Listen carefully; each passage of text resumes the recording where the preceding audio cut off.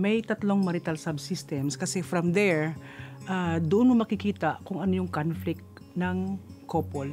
Nandoon yung public subsystem. Yung public subsystem, this refers to yung ethnicity ng isang spouse or ng dalawang yung spouses na yon. And when you say ethnicity, ano ba yung race, saan sila nanggaling, yung breed nila, education, and yung values ng mag-asawa. And the next na subsystem is yung tinatawag na central ego system.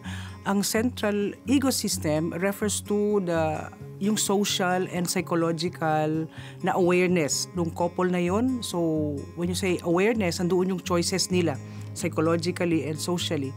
And the last is yung tinatawag nilang unconscious.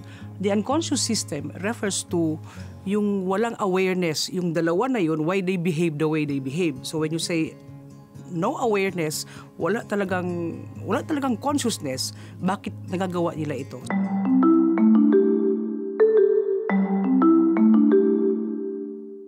Ang neuroscience kasi, nakita nila na yung frontal cortex ng isang individual na fully develop siya pagdating ng 25 years old.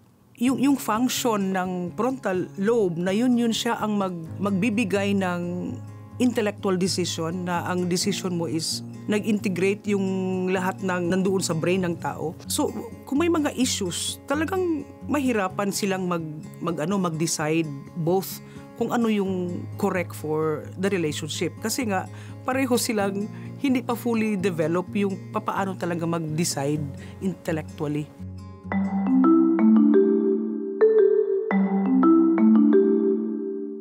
Hindi ibig sabihin na you are married. Tama naman na we are one.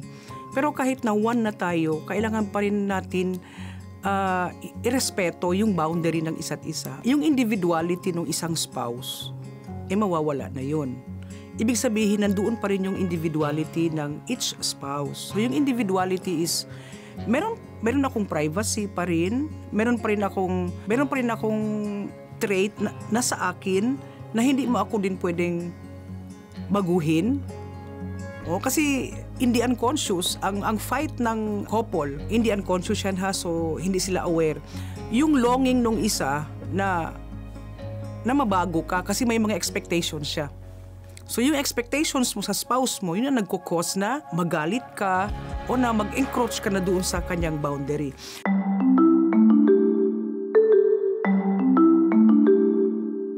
Yung communication is sana mayroon talagang time yung mag-asawa. Like for example, pinag-uusapan yung issue.